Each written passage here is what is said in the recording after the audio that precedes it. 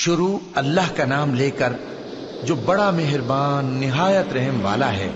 یہ ایک سورہ ہے جس کو ہم نے نازل کیا اور اس کے احکام کو فرض کر دیا اور اس میں صاف صاف آیتیں نازل کی تاکہ تم یاد رکھو۔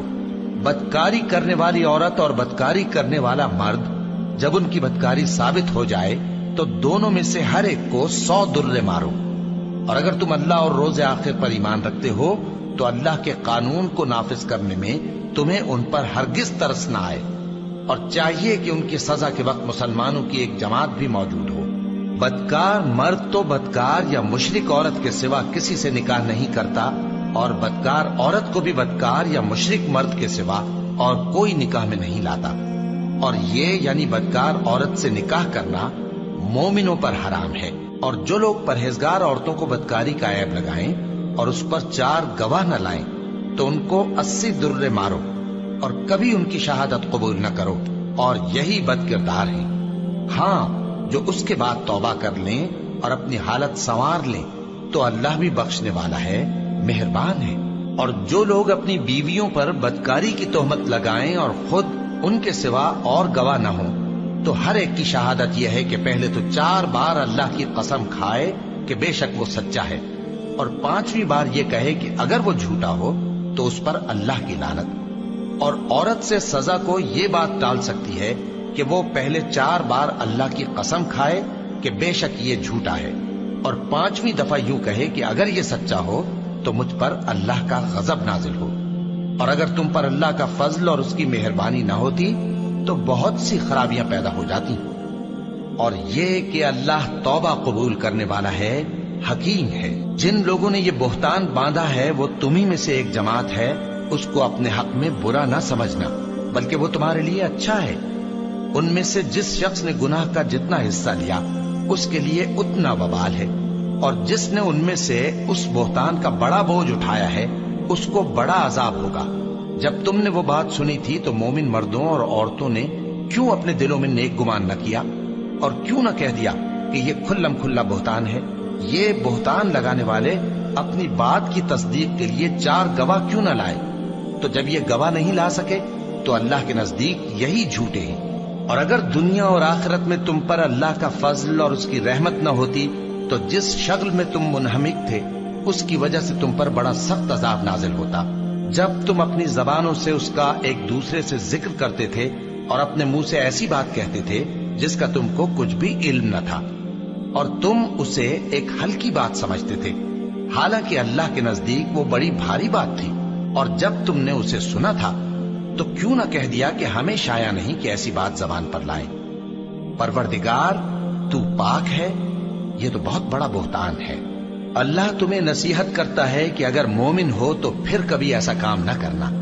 اور اللہ تمہارے سمجھانے کے لیے اپنی آیتیں کھول کھول کر بیان فرماتا ہے، اور اللہ جاننے والا ہے، حکمت والا ہے۔ جو لوگ اس بات کو پسند کرتے ہیں کہ مومنوں میں بے حیائی یعنی تہمت بدکاری کی خبر پھیلے، ان کو دنیا اور آخرت میں دکھ دینے والا عذاب ہوگا، اور اللہ جانتا ہے اور تم نہیں جانتے۔ اور اگر تم پر اللہ کا فضل اور اس کی رحمت نہ ہوتی تو کیا کچھ نہ ہوتا، مگر وہ کریم ہے، اور یہ کہ اللہ نہایت مہربان ہے، رحیم ہے۔ مومنوں، شیطان کے قدموں پر نہ چلنا، اور جو شخص شیطان کے قدموں پر چلے گا تو شیطان تو بے حیائی کی باتیں اور برے کام ہی بتائے گا۔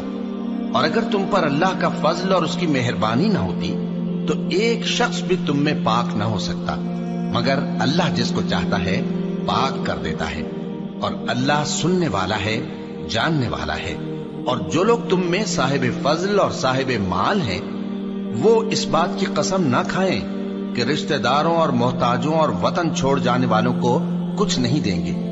اور ان کو چاہیے کہ معاف کر دیں اور درگزر کریں۔ کیا تم پسند نہیں کرتے کہ اللہ تم کو بخش دے؟ اور اللہ تو بخشنے والا ہے،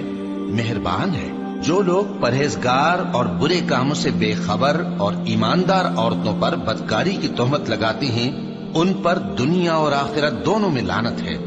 اور ان کو سخت عذاب ہوگا،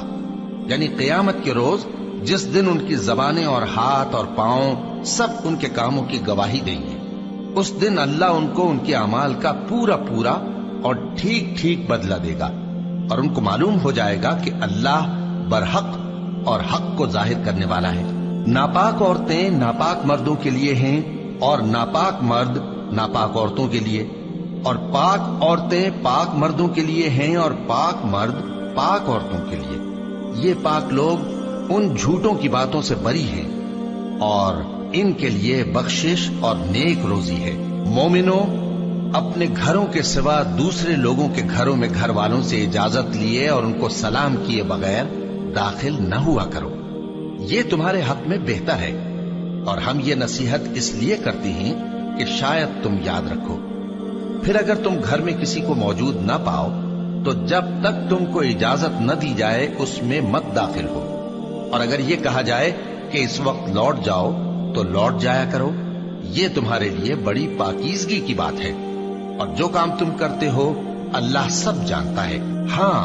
اگر تم کسی ایسے مکان میں جاؤ جس میں کوئی نہ بستا ہو اور اس میں تمہارا اسباب رکھا ہو تو تم پر کچھ گناہ نہیں، اور جو کچھ تم ظاہر کرتے ہو اور جو پوشیدہ کرتے ہو اللہ کو سب معلوم ہے۔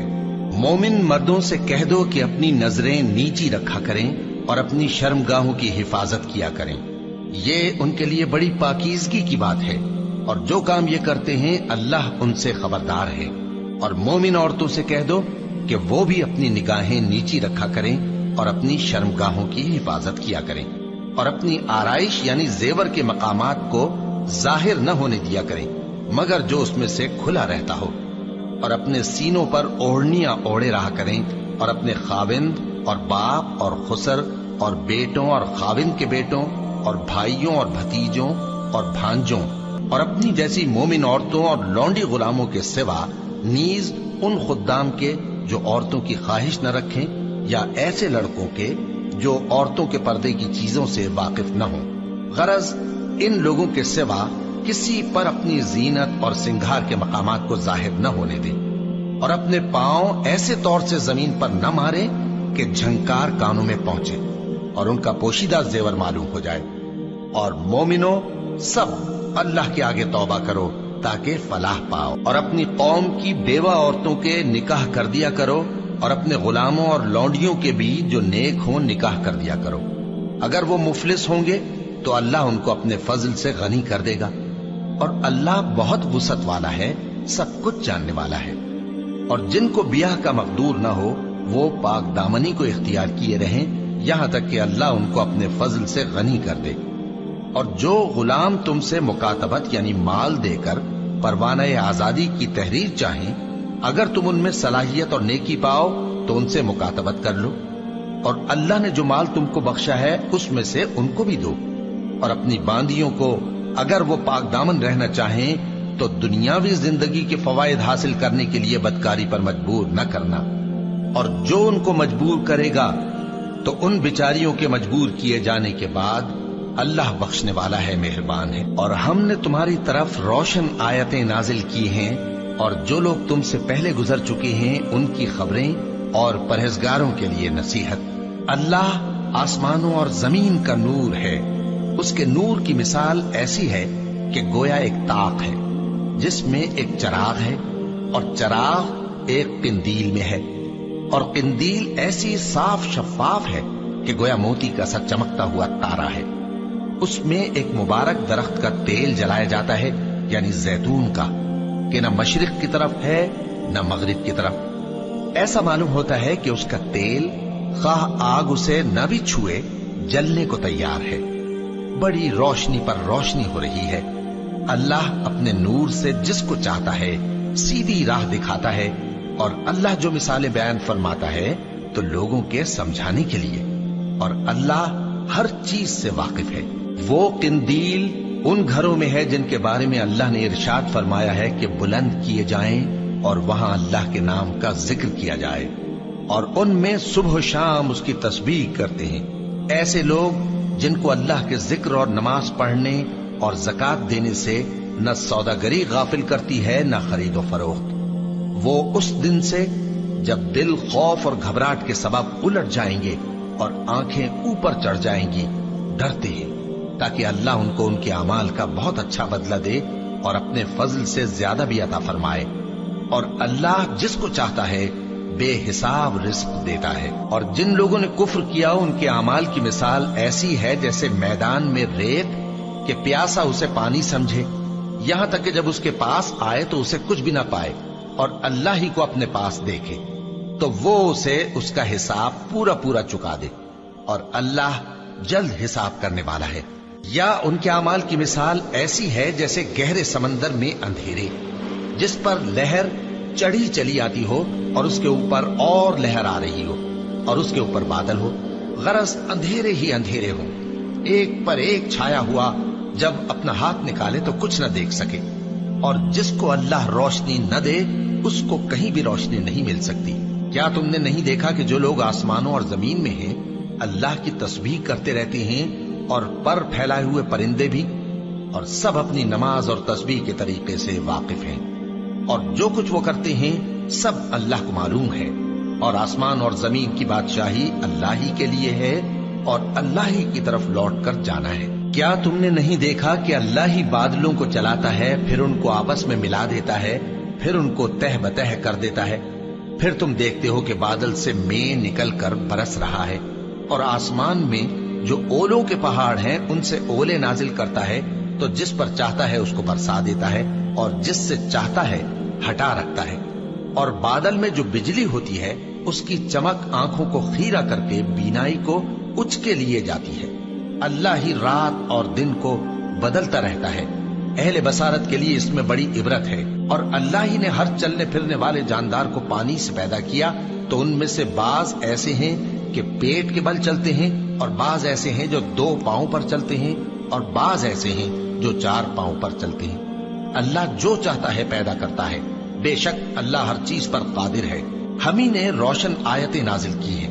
اور اللہ جس کو چاہتا ہے سیدھے راستے کی طرف ہدایت کرتا ہے۔ اور بعض لوگ کہتے ہیں کہ ہم اللہ پر اور رسول پر ایمان لائے اور ان کا حکم مان لیا، پھر اس کے بعد ان میں سے ایک فریق پھر جاتا ہے، اور یہ لوگ صاحب ایمان ہی نہیں ہے، اور جب ان کو اللہ اور اس کے رسول کی طرف بلایا جاتا ہے تاکہ پیغمبر ان کا قضیہ چکا دیں، تو ان میں سے ایک فریق منہ پھیر لیتا ہے، اور اگر ان کو حق ملتا ہو تو اس کی طرف قبول کر کے چلے آتے ہیں۔ کیا ان کے دلوں میں بیماری ہے، یا یہ شک میں ہے، یا ان کو یہ خوف ہے کہ اللہ اور اس کا رسول ان پر ظلم کریں گے؟ نہیں، بلکہ یہ خود ہی ظالم ہے۔ مومنوں کی تو یہ بات ہے کہ جب اللہ اور اس کے رسول کی طرف بلائے جائیں تاکہ وہ ان میں فیصلہ کریں تو کہیں کہ ہم نے حکم سن لیا اور مان لیا، اور یہی لوگ فلاح پانے والے ہیں۔ اور جو شخص اللہ اور اس کے رسول کی فرما برداری کرے گا اور اس سے ڈرے گا اور اس کا تقوی اختیار کرے گا تو ایسے ہی لوگ مراد کو پہنچنے والے ہیں۔ اور یہ اللہ کی سخت سخت قسمیں کھاتے ہیں کہ اگر تم ان کو حکم دو تو سب گھروں سے نکل کھڑے ہوں۔ کہہ دو کہ قسمیں مت کھاؤ، پسندیدہ فرما برداری درکار ہے،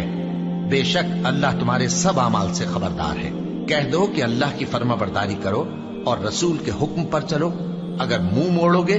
تو رسول پر اس چیز کا ادا کرنا ہے جو ان کے ذمے ہے، اور تم پر اس چیز کا ادا کرنا ہے جو تمہارے ذمے ہے، اور اگر تم ان کے فرمان پر چلو گے تو سیدھا رستہ پالو گے، اور رسول کے ذمے تو صاف صاف پہنچا دینا ہے۔ جو لوگ تم میں سے ایمان لائے اور نیک کام کرتے رہے ان سے اللہ کا وعدہ ہے کہ ان کو ملک کا حاکم بنا دے گا، جیسا ان سے پہلے لوگوں کو حاکم بنایا تھا، اور ان کے دین کو جسے اس نے ان کے لیے پسند کیا ہے مستحکم و پائیدار کرے گا، اور خوف کے بعد ان کو امن بخشے گا۔ وہ میری عبادت کریں گے اور میرے ساتھ کسی چیز کو شریک نہ بنائیں گے، اور جو اس کے بعد کفر کرے تو ایسے ہی لوگ بد کردار ہیں۔ اور نماز پڑھتے رہو اور زکوٰۃ دیتے رہو اور پیغمبر کے فرمان پر چلتے رہو تاکہ تم پر رحمت کی جائے، اور ایسا خیال نہ کرنا کہ کافر لوگ ہم کو زمین میں مغلوب کر دیں گے، ان کا ٹھکانہ دوزخ ہے اور وہ بہت برا ٹھکانہ ہے۔ مومنوں، تمہارے باندی غلام اور جو بچے تم میں سے بلوغ کو نہیں پہنچے 3 دفعہ یعنی 3 اوقات میں تم سے اجازت لیا کریں، ایک تو نماز فجر سے پہلے، اور دوسرے گرمی کی دوپہر کو جب تم کپڑے اتار دیتے ہو، اور تیسرے عشاء کی نماز کے بعد۔ یہ 3 وقت تمہارے پردے کے ہیں، ان کے آگے پیچھے یعنی دوسرے وقتوں میں نہ تم پر کچھ گناہ ہے اور نہ ان پر، کہ کام کاج کے لیے ایک دوسرے کے پاس آتے رہتے ہو۔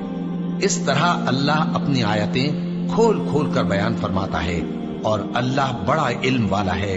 बड़ा हिकमत वाला है। और जब तुम्हारे लड़के बालिग हो जाएं तो उनको भी उसी तरह इजाजत लेनी चाहिए जिस तरह उनसे अगले यानी बड़े आदमी इजाजत हासिल करते रहे हैं। इस तरह अल्लाह तुमसे अपनी आयतें खोल खोल कर बयान फरमाता है, और अल्लाह जानने वाला है, हिकमत वाला है। और बड़ी उम्र की औरतें जिनको निकाह की तवक्को नहीं रही और वो जायद कपड़े उतारकर सर नंगा कर लिया करें तो उन पर कुछ गुनाह नहीं, बशर्ते कि अपनी जीनत की चीजें न जाहिर करें,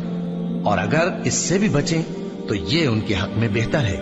और अल्लाह सुनता है, जानता है। न तो अंधे पर कुछ गुनाह है, और न लंगड़े पर, और न बीमार पर, और न खुद तुम पर कि अपने घरों से खाना खाओ, या अपने बाप दादा के घरों से, या अपनी माओं के घरों से, या भाइयों के घरों से,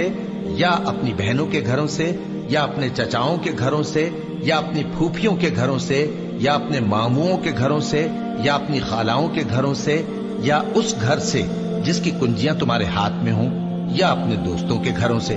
और इसका भी तुम पर कुछ गुनाह नहीं कि सब मिलकर खाना खाओ या जुदा जुदा। फिर जब घरों में जाया करो तो अपने घर वालों को सलाम किया करो। ये अल्लाह की तरफ से मुबारक और पाकीज़ा तोहफा है।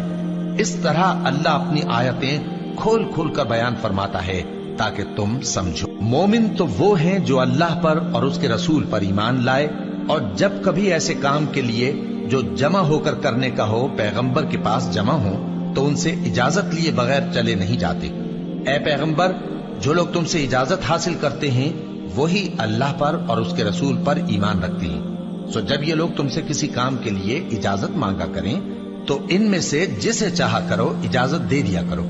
और इनके लिए अल्लाह से बख्शिश मांगा करो। कुछ शक नहीं कि अल्लाह बख्शने वाला है, मेहरबान है। मोमिनो, पैगंबर के पुकारने को ऐसा ख्याल न करना जैसा तुम आपस में एक दूसरे को पुकारते हो। बेशक अल्लाह को वो लोग मालूम हैं जो तुम में से आंख बचाकर खिसक जाते हैं। तो जो लोग उनके हुक्म की मुखालिफत करते हैं उनको डरना चाहिए कि ऐसा न हो कि उन पर कोई आफत पड़ जाए या तकलीफ देने वाला अजाब नाजिल हो। देखो, जो कुछ आसमानों और जमीन में है सब अल्लाह ही का है। जिस तरीक पर तुम हो वो उसे जानता है, और जिस रोज लोग उसकी तरफ लौटाए जाएंगे तो जो अमल वो करते रहे वो उनको बता देगा।